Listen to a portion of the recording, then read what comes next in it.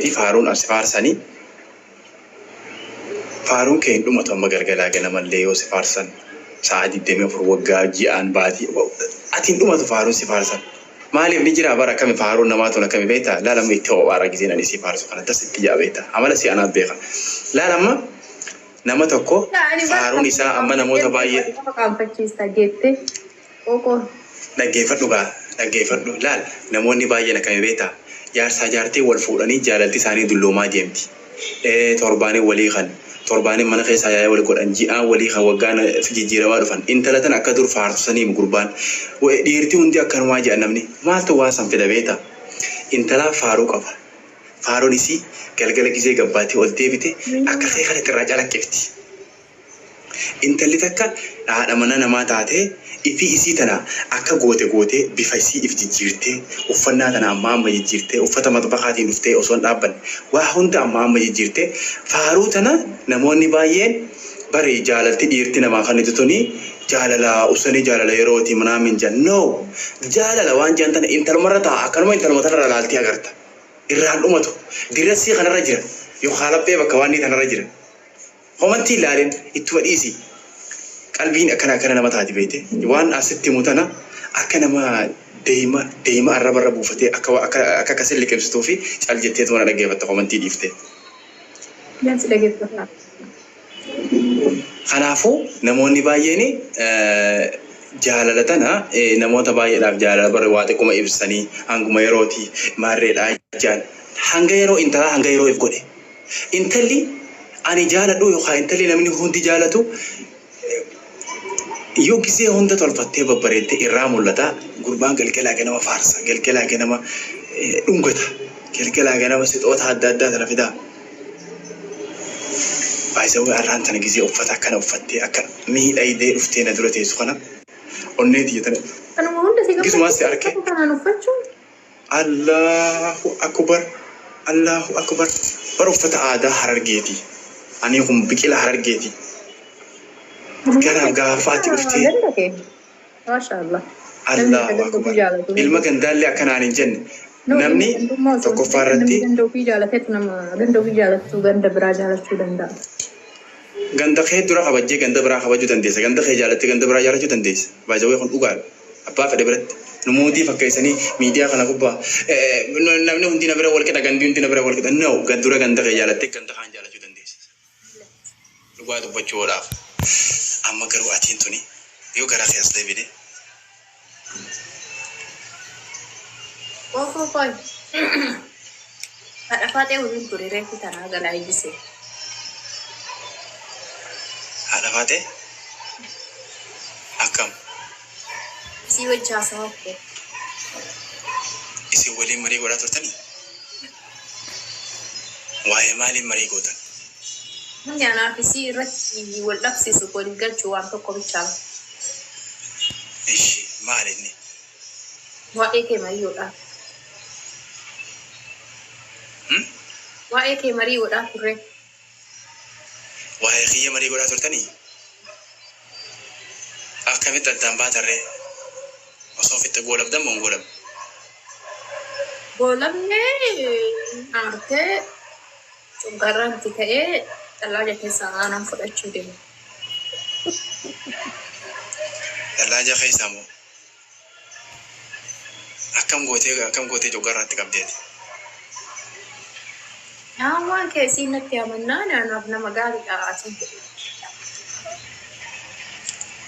Wahai kia setiap mate atimo amzan nama gari dah jete.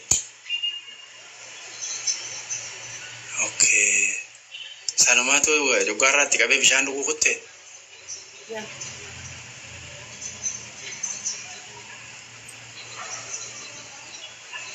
Kalau informasi yafu jolle disi fi khiyafu warin televizion khaysa si ega jirra fakkat gafa biya jirra gafa duro fi TV tinama bana ko injiru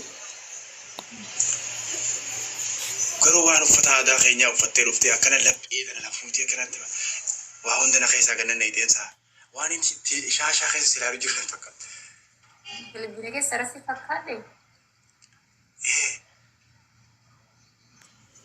Kau mantap. ما زوي جاكيتين تين بريدي ما شاء الله. أي ترى biyyarraa dhufe ganaa bar ganaa akka waan inni yoo gara aadaa ol deebiste walitti fiduudhaaf akkasii wali qolloftaa amma yeroon wadi ko waan ta'eefi gaafa akkasii wali cuftee teessu bakka ambaasaadar Hamzaa yookaan Mr. Hamzaa yookaan Piraayim ni jiraame haasoo inni gaa hin dhumatu nama haasa'uu beeku biraa sigalee haasoo kanuma Hamzaa jaan kanaa miti giseessa jijjiiraa kararraa bulee Hamzaa jaan kanaa miti. Haasawaa xixiqqaa karaa karaa bisaa akkasii giseedhaan akkana wanta kana ol deebisee akkana qabeeta.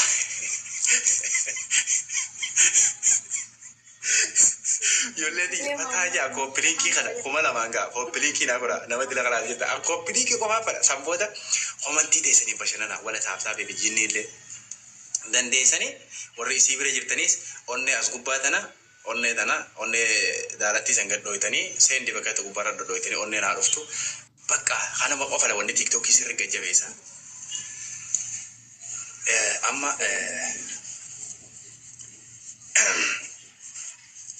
bazawe atiin tuni me maal sinaa jiru yoo atiin tun ayaa waan akkana tana boona onnee tana namni guutuu dandeessa onnee tana gagguunnaan TikTokiin akka waan mismaara lafa hidhameeti. Mana isii je warra jirtanis adda isirra laalaa darbaa onnee tana adda isirra laalaa akka irraa fakkaatu bullootiyaa. في تركيا لا ننك كبا شاطر oh thank you terima kasih mahal godi no bishan duga hase wasa karakon gabu okay rajan tha kelna bishan tato akkaati bishaan sirriin na obaaftu waan hin beeku bishaan haayilaandii fi jinni osoo hin ta'in dabbaaniin fidadhee afkaadhe dabbaan waan see jedhame haa dabbaaniin fidadhee afkaadhe akkaati har'a bishaan guyyaa guutuu bareeddee dhuftee bishaan na obaastu waan hin beekuuf dabbaaniin afkaadhe akkattiin dhugaa oolu deemu.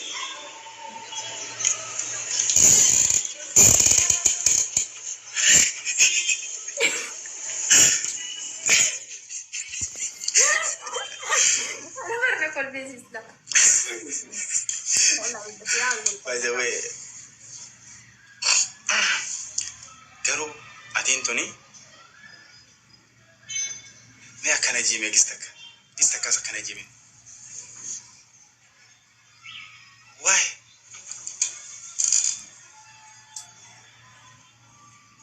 ijjina qalatti osoo seequ gara jannati yaadee is kana keessaa bayi akka godha uummata eessa oolte akka inni wajji faataa oolu. Sanbooda santura lafuma keetiin farsii tana waa hunda dhoo'isu baratii tana. Lafaa keetu maan osoo hin taa'u keelii fi seene sanuu akkumaan taa'u jiruutiin seene gaa amma akkanatti bareeddee dhuftu osoo seemu wayyoo ganamarraa hin tolfadhee si eega tureemi. Kanuma liibiif darbee kanuma ijoollee wayii kanuma qaxxaa'u jira. Garuu ani boo dubbiin uga gara biraa haasoo inni garuma kee kana nacee dhiyaate beekan. Maali jedhu? Garuma kee kana naceeti lubbuun gizeenii fi nanii bakka.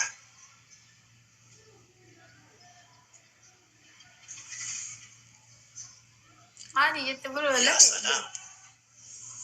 Homantii gaafa dubbisanii shawwadaman beekte.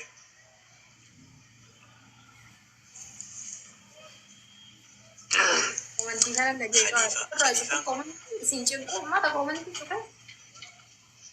Lakkii komantii ijoollee wanni as tatteessuuf komantii gootee jecha reefu maaliin dubbadde amma maaliin dubbadde waan adda addaa fidanii as jala fataa jiru komantii nama kofalchiisuu dandeessu komantii warri dudduubaa osoo hin ta'in ijoolleen saniif as tatteessi malee ammas mana keenya kanatti akka namoota biraatti taaptaan godha injiru kisan nu biratti namni mana komadii itti dhufee bashannana asitti yoo danda'e osoo taa'u kooppiliinkii qofa godha namni nu biratti ijoollee komantii jalaa jumnaan eessa dheeti. Hacin kamu juga. Nama ani waan beekuuf yani komantii gochuu haasa'uu caala jaalladha. Laayifii namarra komantii gochuu hedduu takka jaala. So gaafa komantii cufamu maati anamma أنا ما جزيتي ما نخي جل رفته سانا اللي بيجرو خمنتي قط لبون خمنتي تبر رايد نانيتي خمنتي تهتي لا عليه قفلا نموت سني رأي تشين أنت خمنتي أنت أتيني ما أسبوبت ترى خمنتي الآن رأي وانا ما قبل شيء سويات attention nama itu kan ada pon. أنا لو تجي جيرة ما كنا خنام برا بيتي ما أعرف جناني خمنتي أنت يتون نبيرو نما قبل شيء تيجي شويات لما ليه خمنتي أنت يتون وايك أولتي waree baaftee deemti jechuun yaaduun dirqamadha. Akkamitti komantii itti nama qofachiisuu dandeessi waan jedhamu. Garuu ashiita qaccee qolola keessaa tan nam tokkollee hin kaahin keessa jaa muuziqaan nu biraadha. Jedhee muuziqaan Qonnaaf si umee rabbiin wallahi. Ashiita qaccee qolola keessaa tan nam tokkollee hin kaahin keessa qonnaaf si umee mudhii. maka betul gue Hamza betul garam nanti pahir negara Mak akhirnya warga apa terservici. betul gue na is de kana ulah mula wan berarti sekali خلاص نجلو نتبع negara enggak gue anu mati jadi segala tanah mana jadi segala tamu hera lugar lugar. Garuu ati tana osoo maal naa taate beektaa yoo haadha wayii taate kubbaayyaa buutee si dhugee das na godha. Na dhuguu barbaadde. Ati bar nyaatu jechuun si nyaachuu jechuun xiqqoo ilkeensa dadhaabanii si alalchuu jechuudha. Ilkeensa dadhaabattee si waraanuu san hin jaaladhudha. Ati kanuma qabuudhanii si dhuguu das taanama godha. Kana anaan nyaadhu gaafa jaan ilkee itti dadhaaba beekte namni nyaata sani nyaadha san xiqqoo mimmiidhamee deemu. Ammoo wanni dhugan qabu jettee kutti ati ta dhuganii katti waa namatti himan barachuutti qaba namarra jira bee.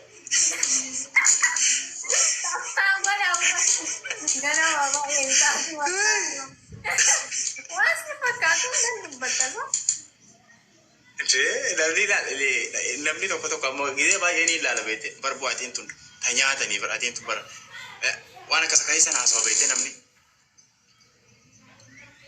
Kanarratti intalli dhalaa takka ta'e nyaadhamtu hidhugamti hin miidhan intala ayaarraa eeggattu yoo taate suutuma qabu gootee dhugde kana goote.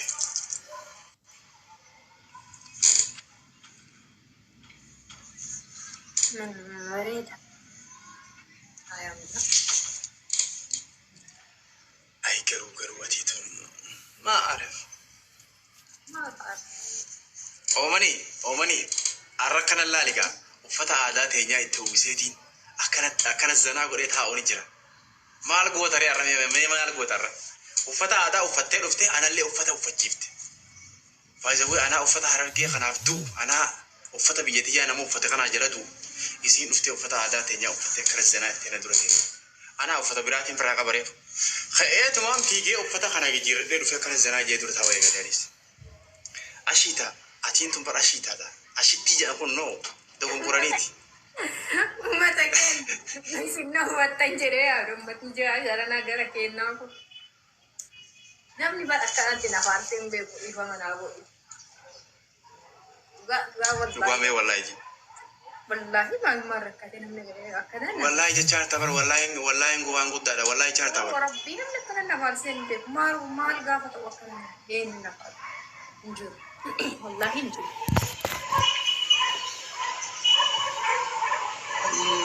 Waan ati qabdu kami siif himu akkamiin nama qooduu bara akkamiin si qooduu dhabanidha bara. Osuma beekanii hin boonti jedhanii yaadamu. No boontee san booda feetu qilee aseentu waan ati taate sitti himna ati takkanaati. Gaafuma ani waa'ee keessatti himu gaafa kaatee barra yookaan xulluu jechuu eegalte ati dadhabduudha fakkeenyaaf gaafa namni waa'ee keessatti sitti hime lakkaa'aniitu nama akkanaati. Jettee baruun keetu boqaa ni jiraame. Soba.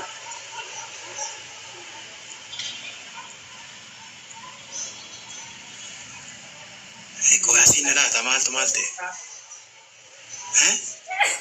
Ashita. Ya Rabbi sabri genu kenyasi. Kau. Suuta jedhi Wayyaa beekti. Maatti. yaa suuta jedhii taragaagge noormaalii kanam tokkooti waliin haasawee na faarsina quufee wayita quufantu jira noo faaru. Bara faaruun bara tana rakkoon takka maali beektaa? Ati rakkoon amma naa beekuu dadhabuu keeti. Maal naa beekuu dadhabde? Faaruun tiyya hin dhumannee beekuu danda'u qabda. Osoo faaruun teessirraa dhumatte anuu sin faarsu. Faaruun an silaase faarsuni ati akka tokko shabalaq taate faaruun akka sirraa dhumatte kan wallaalee si argaa. Bakka taaftaaf qoraan jaana ifasi faarsuni hunda qabu. Ifumaaf sirraa mul'atti bara. Waan kanan barreedha. Faaruun namaatu bar waan namni fidee dirqamaale osoo namni nama faarsee jiru nama faarsanii miti. Faaruun nama irraa mul'atti. Akkama laalteeti nama kana faaruu irraa jalaqqisaa itti himta. Nama kana immoo xiqqishoo battiiqummaa irraa jalaqqisaa ittuma himta sanii.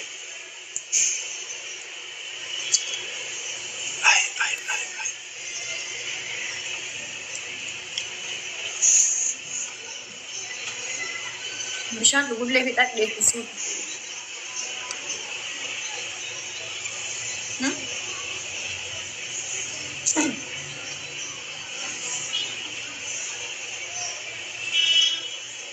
Maal jiraatu?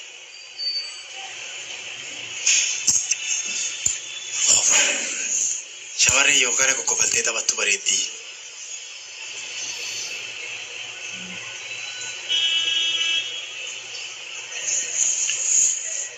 Amma naafsi akkanatti oollaa? Oollee tuni bullamaan rakkoo qaba. Barra. Waalaikum salaam warahmatullahi wabarakatuh. Mee ake gootu. Sirba keenya kan warra shaggooyyee tokko itti banii achuma muuziqaan ni jiraame. Yoo haa bakkuma ta'e sukkasii yaalii godhi yoo dandeesse ol kan yaalii godhi. Yaalii goota laa yaalii namni yeroo jalqaba waliin dhufu ilmi namaa waanuma hunda ni yaala beete ni hin godhaa osoo hin taane yaalii ijii eegala. Yaaliin kee ta'uu baate namni irra laalu hin jiru.